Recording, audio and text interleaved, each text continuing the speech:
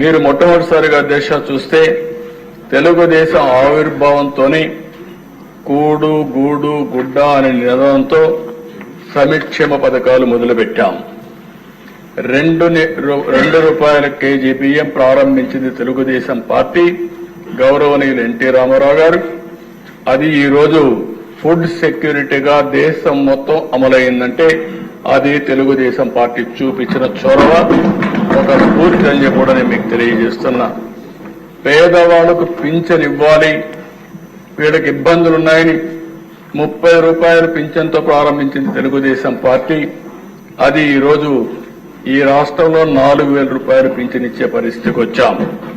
ఇంకో పక్కన దిశ రైతుల్ని ఆదుకోవాలని 50 రూపాయలకే హార్స్ పవర్ విద్యుత్ గాని, మొట్టమొదటిసారిగా పేదవాళ్లు ఉండవలసింది గుడిసెల్లో కాదు, వీళ్ళకు కూడా పక్కా ఇళ్లు ఉండాలని పక్కా ఇళ్ల నిర్మాణం ఏర్పాటు చేయడం, జనతా వస్త్రాలు లాంటి కార్యక్రమాలన్నిటికీ కూడా 40 ఏళ్లకు ముందే టీడీపీ నాంది పలికింది అధ్యక్ష.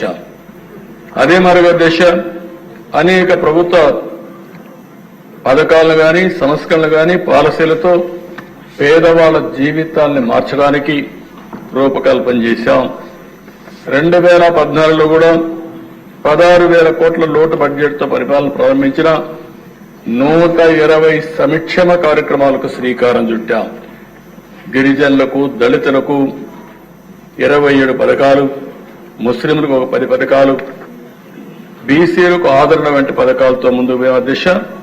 సమైక్య ఆంధ్రప్రదేశ్లోని గర్ల్ చైల్డ్ ప్రొటెక్షన్ స్కీమ్ కింద 5,000 రూపాయలు బ్యాంకులో డిపాజిట్ చేసి అందులో వచ్చే వడ్డీ, ఆ ప్రిన్సిపల్ అమౌంట్ ఆడబిడ్డల భవిష్యత్తుకు భరోసా ఇచ్చిన పార్టీ తెలుగుదేశం పార్టీ అని చెప్పి కూడా మీకు తెలియజేస్తున్నాను.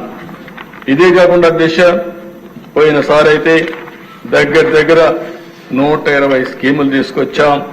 ఎన్టీఆర్ బేబీ కిట్ గాని, తల్లి బిడ్డ ఎక్స్ప్రెస్ గాని, అనేక సంక్షేమాలు, బీమా 5 లక్షల రూపాయలు బీమా ఇవ్వడం, మట్టి ఖర్చులకు 10,000 రూపాయలు ఇవ్వడం, కడాలు ఎవరైనా చనిపోతే గౌరవప్రదంగా వీడ్కోలు ఇవ్వాలని మహాప్రస్థానం పెట్టి డెడ్ బాడీని కూడా శ్మశానం వరకు తీసుకుపోయి గౌరవంగా అంత్యక్రియలు చేపించేదానికి శ్రీకారం చుట్టాం అధ్యక్ష. ఇప్పుడు అధ్యక్ష ఇక్కడికి వచ్చినప్పుడు మనం ఆలోచిస్తే ఈ ప్రభుత్వం వస్తానే మొదటి డెసిషన్ ఏదైతే పింఛన్లు 4,000కు పెంచాం, ఎన్టీ రామారావు గారు 30 రూపాయలతో ప్రారంభించిన పేదల పింఛను 4,000 రూపాయలు పెంచడం దేశంలోనే మొట్టమొదటిసారి ఒకరిద్దరు అధ్యక్ష 64 లక్షల మందికి ఇస్తున్నాం. 64 లక్షల మందికి పేదల భరోసా కింద మొదటి తారీఖును అందజేసి వాళ్ళని ఆదుకుంటున్నాం. ఇంకో పక్క ఎవరైతే దివ్యాంగులున్నారో వారికైతే 6,000 రూపాయలు దేశంలో ఎక్కడా విధంగా 6,000 రూపాయలు ఇస్తున్నాం. ఇంకో పక్కన అనారోగ్యంతో బాధపడే వాళ్ళకి 10,000, 15,000 ఇచ్చి వారందరినీ ఆదుకునే పరిస్థితి తీసుకొచ్చాం. ఈరోజు అధ్యక్ష కొండే వాళ్ళందరికీ కూడా ఒక ఐడియా ఉండాలి. ఈరోజు మీరు చూస్తే ఈరోజు మనం ఇచ్చేది 4,000 రూపాయలు, 6,000 రూపాయలు, 10,000 రూపాయలు, 15,000 రూపాయలు ఇస్తున్నాం. మన తర్వాత ఇచ్చేవాళ్ళు దేశంలో చాలా సంపన్న రాష్ట్రాలున్నాయి, ఆదాయం ఎక్కువ వచ్చే రాష్ట్రాలున్నాయి.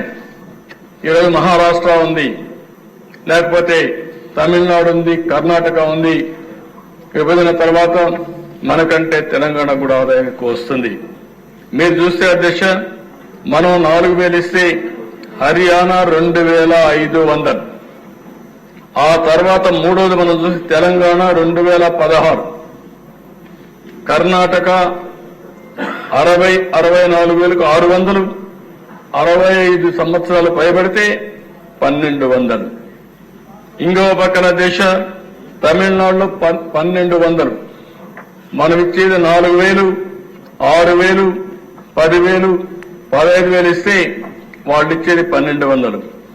ఉత్తరప్రదేశ్ 1,000 రూపాయలు, మహారాష్ట్ర 600, గుజరాత్ అక్కడ చూస్తే 60 నుంచి 79 వయసు వరకు 750, 80 సంవత్సరాలు పైబడితే 1000 రూపాయలు ఇస్తున్నారు.